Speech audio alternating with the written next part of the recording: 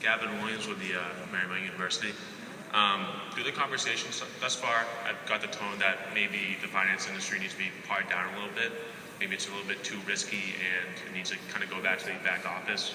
Where Mr. Ferguson, you said that the finance industry is an enabler, it should be able to help people. And then Mr. Tomacek, financiers should be held to a fiduciary relationship and kind of use custodian and custodial kind of position in the economy. Now, what do you think in particular of Dodd-Frank? Does it go far enough? Is it too complex? Does the standards, are they not, are they inefficient in their nature? And then, like, what do you think of the regulations in general? And say, to pose a question, say if Mary Jo White, what would you say to her in terms of a recommendation on regulation and making it as smart and efficient as possible? You want to start this one? Well, I'll start. I have the advantage of being, I think, among the three of us, the only one who's actually regulated for 9 years. So it is hard to know what one thinks of Dodd-Frank in the following sense. There are a huge number of rules and regulations that haven't been written yet. And so until you see how they're going to be written, it's hard to know. We talked a little bit about indirectly about the Volcker rule as just one out of many, many examples. Secondly, I would argue that Dodd-Frank has certainly moved away from something that had become popular, which was principles-based approaches to rules and regulations, and it's certainly, without a doubt, become much more prescriptive.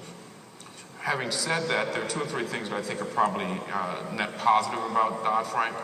One is it continues on this journey of trying to get capital to reflect underlying risk in banks. I'm not sure it's succeeded fully, but that as a guiding principle is really quite important.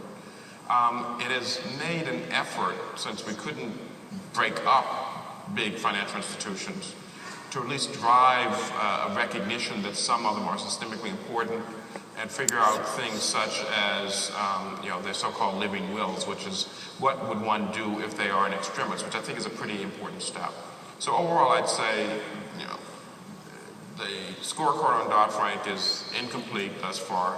Hard to give it a grade because so much is left undone. The goal of having capital reflect risk is a long-term goal, and I'm pleased to see an ongoing effort to do that, but it's got to be done with sophistication and subtlety. And frankly, the recognition that since we've been broken up some of these big institutions, we at least should understand what the process would be if we had to wind them down. I think that's a net positive. So overall, mixed bag, too early to tell, some positives, some negatives, and a lot of question marks in my mind.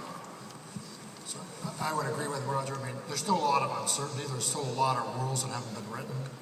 And so it's hard to opine on it. Now, I'm sure there's some good things about it, and there's some not so good things about it. And I think the industry, it was going to happen. Whenever you have the kind of crisis we had, it was pretty severe.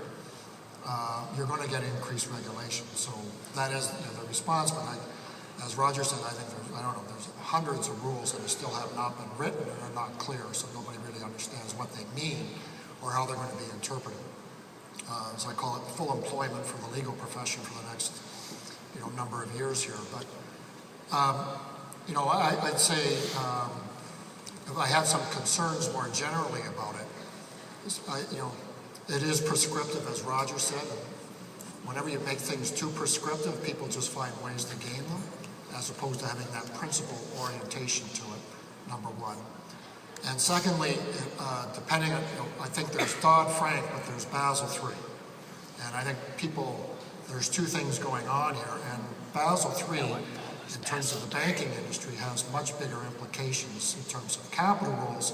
But what's not written about, because a lot of people don't know how to write about it, is the liquidity rules. And when a financial institution gets in trouble, they go down, they may be able to fight through. If they could buy themselves time, they can get through it most times, not every time. But they lose their liquidity. When you lose your liquidity, you're done. And that's what you saw with, and that goes right back to confidence, because you lose liquidity when the street loses confidence in your firm's ability to meet its debts and how you fund your business. And a lot of people were depending on wholesale funding, and when you lose that crisis, when the reserve money market fund broke the dollar, it shut down all the short-term credit markets. And that was probably, in my career, the scariest thing I've ever seen. Because a lot of companies that are actually quite healthy can't do things that they would normally do day to day. Lastly, I worry about is a lot of this stuff is targeted at banks, and does it chase it into the shadow banking system, and how do you manage that? And people forget that when the last big crisis we had was long-term capital. Now, we would probably remember that, many people here might not, but that was a hedge fund that blew up, and the finance industry had to come in and bail it out because it was going to break down the system. And that's, they're really not touching that whole sector. Hi, good afternoon.